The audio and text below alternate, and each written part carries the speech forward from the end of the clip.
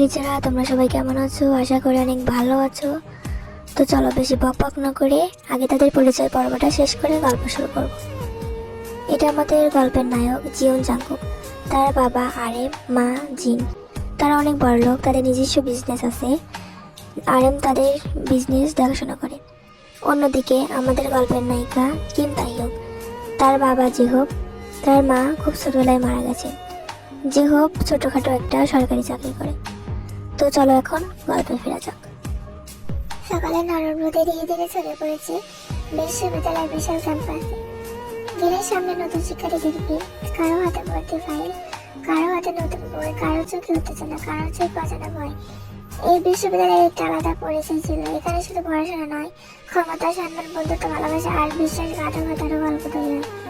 আর সেই গল্পের কেন্দ্রবিন্দু ছিল একজন জিওন জাংকুক, দ্বিতীয় বর্ষের ছাত্র। পুরো বিশ্ববিদ্যালয়ের সবচেয়ে সুদর্শন ছেলে। তার হাঁটার স্টাইল, কথা বলার ভঙ্গি, ঠান্ডা চোখের দৃষ্টি, সবকিছু যেন আলাদা। প্রথম বর্ষের ছাত্রছাত্রীরা ভর্তি হওয়ার আগে তার নাম শুনে আসে। জাংকুকের সামনে বেশি কথা বলো না, ভুল করলে সে কাউকে ছাড় দেয় না। তার দিকে তাকিয়ে থাকলে অনেকেই ভয় পায়। এইসব গল্প ক্যাম্পাসে ছড়িয়ে আছে। তবে একটা কথা সবাই জানতো, জাংকুক কখনো অন্যায় সহ্য করে না। যে ভুল করবে সে নিজের সবচেয়ে কাছের মানুষ হলেও তাকে শাস্তি দেবে। এই কারণেই সবাই তাকে ভয় পায়, আবার সম্মানও করে। অন্যদিকে আজ প্রথম দিনতে একটি সাদা সালোয়ার কামিজ, হালকা নীল ওড়না, কোমর পর্যন্ত কালো চোখ, মুখে কোনো মেকআপ নেই।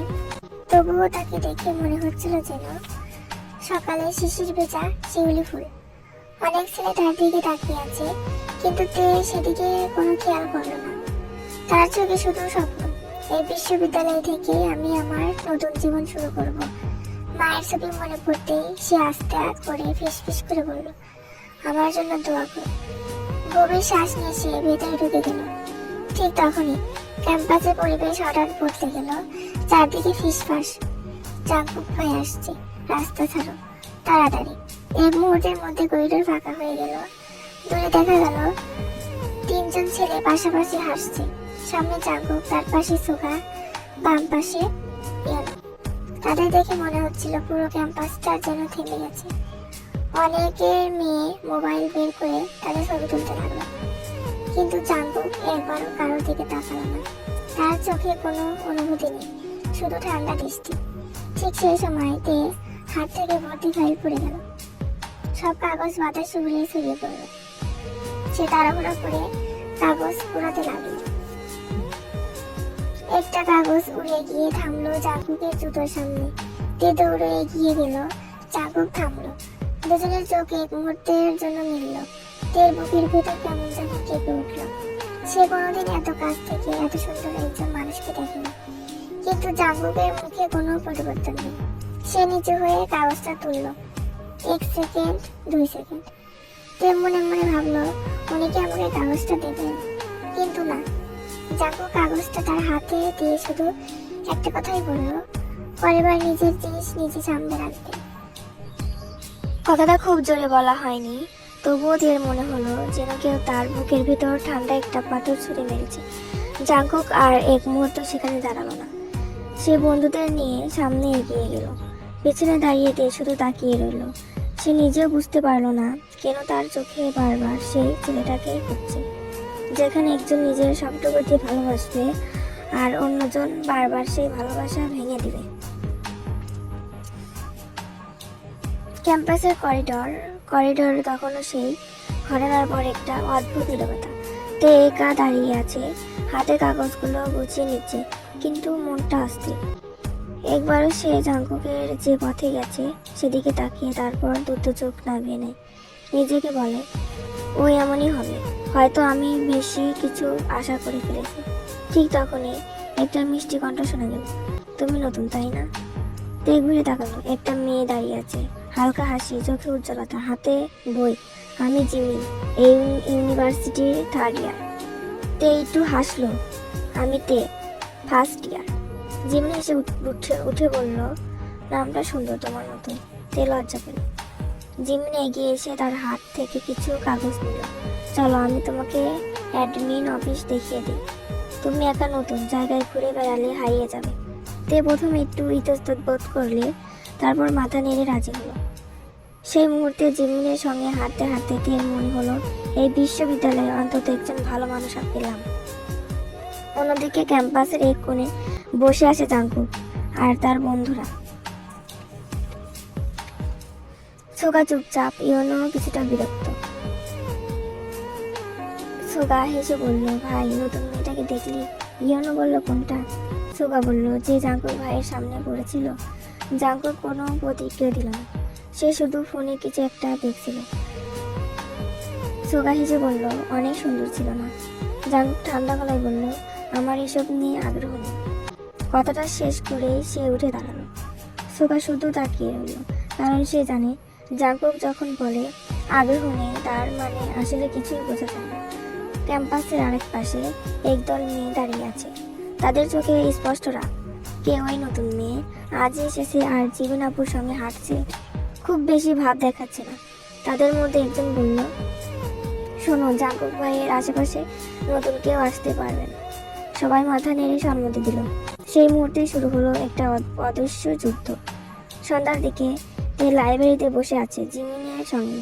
জিমিন বই খুলে বলছে, এখানে সবকিছু প্রথমে কঠিন লাগে, কিন্তু পরে তুমি ভালোবাসতে শুরু করবে, বিশেষ করে মানুষগুলো। তে হেসে বলল, এখানে কি সবাই এরকম ভালো? জিমিন একটু থেমে বলল, না, সবাই না। কিছু মানুষ আছে যারা বাইরে থেকে বরফের মতো, তাদের বোঝা কঠিন। তে একটু চুপ করে গেল।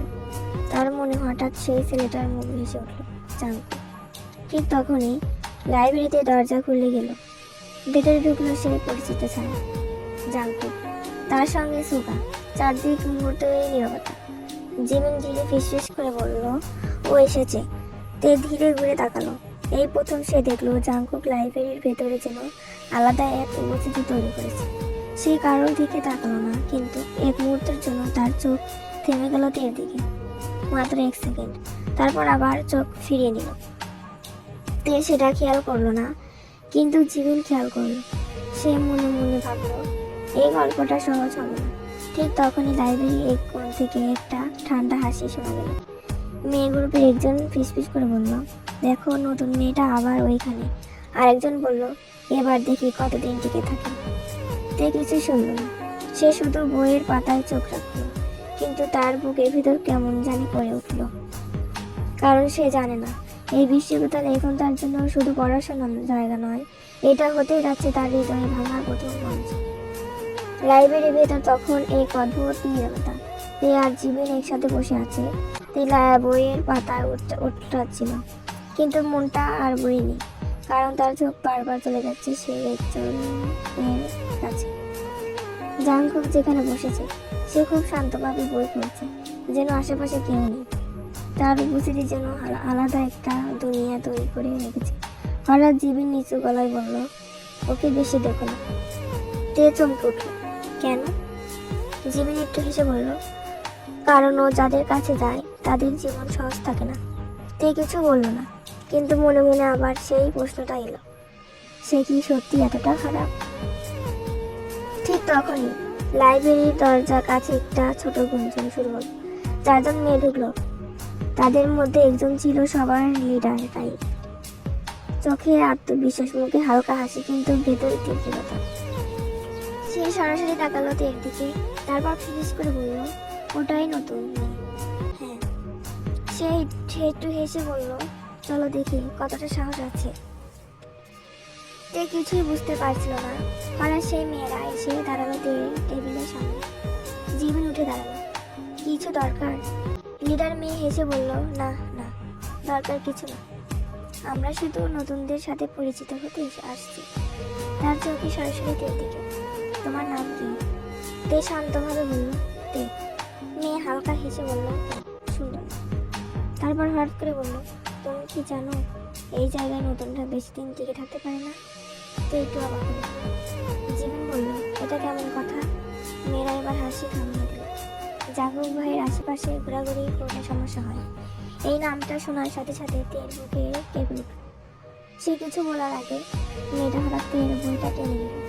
এই বইটা কি তুমি পড়ছো? তে একটু ঘাবড়ে উঠল। হ্যাঁ, ওটা দাও।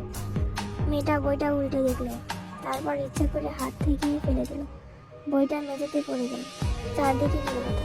জীবনের মুখে শক্ত হয়ে গেল, তুমি এটা কেন করলে? মেয়েটা কাজ ছাকালো, তোমরা বেশি সাহস দেখালে ভালো লাগে না। ঠিক তখনই লাইব্রেরির আরেক পাশ থেকে একটা ঠান্ডা কণ্ঠ শোনা গেল। কি হচ্ছে এখানে? সবাই চুপ।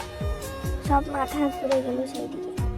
জাঙ্কুক দাঁড়িয়ে আছে, তার চোখে ঠান্ডা, মুখে কোনো আবেগ নেই, কিন্তু তার উপস্থিতিতে বাতাসের ভাব ভারী হয়ে গেছে। মেয়েটা একটু নার্ভাস হয়ে গেল। বিদায় নিয়ে দ্রুত বলল, কিছু না ভাইয়া, আমরা শুধু মজা করছি। জাঙ্কুক ধীরে ধীরে এগিয়ে এলো। তার চোখ এর দিকে পড়ল এক সেকেন্ড, তারপর আবার মেয়েটার দিকে। লাইব্রেরিতে এই ধরনের আচরণ গ্রহণযোগ্য না। মেয়েরা একটু চুপ করে গেল, তারপর মাথা নিচু করে বলল, সরি ভাইয়া। জাঙ্কুক আর কিছু বলল না। সে পাশ কাটিয়ে চলে যেতে যাচ্ছিল। ঠিক তখনই মেঝেতে পড়ে থাকা বইটা তুলে নিল। সে নিজের সাহস জোর করে বলল, এই বইটা ওরা ইচ্ছা করে ফেলে দিয়েছে। চারদিক থমকে গেল। জিমিন চোখ বড় করে তাকালো। মেয়েরা একে অপরের দিকে তাকালো। জাঙ্কুক থামলো, ধীরে ধীরে তাকালো তের দিকে। তার চোখে একটু অন্যরকম কিছু ছিল, কঠিন ঠান্ডা কিছু করবে। সে ধীরে বলল, তাহলে একটা শব্দ। কিন্তু সেই শব্দটাই তের বুকের ভিতর কাঁপন ধরিয়ে দিল। তে একটু থমকে দিল। সে আশা করেছিল সে কিছু বলবে, কিছু করবে, কিন্তু না। জাঙ্কুক শুধু বলল, নিজের সমস্যা নিজেই সামলাতে শিখুন। তারপর চলে গেল। ঠিক তখনই মেয়েরা হেসে উঠল জোরে, কিন্তু এমনভাবে যেন একে ছোট করে দেওয়া যায়। তে দাঁড়িয়ে রইল, চোখে পানি আসছিল, কিন্তু সে ফেলল না। জিমিন ধীরে এসে তার পাশে দাঁড়ালো। তুমি ঠিক আছে? তে আস্তে করে মাথা নেড়ে বলল, হ্যাঁ। কিন্তু তার ভেতর কিছু একটা ভেঙে গিয়েছিল। আর দ্রুত থেকে জাঙ্কুক চলে যাচ্ছে। সে একবারও পিছিয়ে তাকালো না, কিন্তু তার চোখে গভীর কোথাও যেন একটা অজানা অস্থিরতা শুরু হয়েছিল, যেটা সে নিজেও বুঝতে পারল না। আর এই ছিল সেই মুহূর্ত যেখান থেকে শুরু হলো ভালোবাসা এবং কষ্টের প্রথম সত্য গল্প। এই পর্বটা এখানেই শেষ হলো, আর দেখা হচ্ছে নেক্সট পর্বে।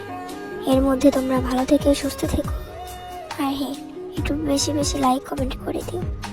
তোমরা ভিডিও দেখো, লাইক কমেন্ট করো না, এতে কষ্ট লাগে। আচ্ছা থাকো, জায়গা।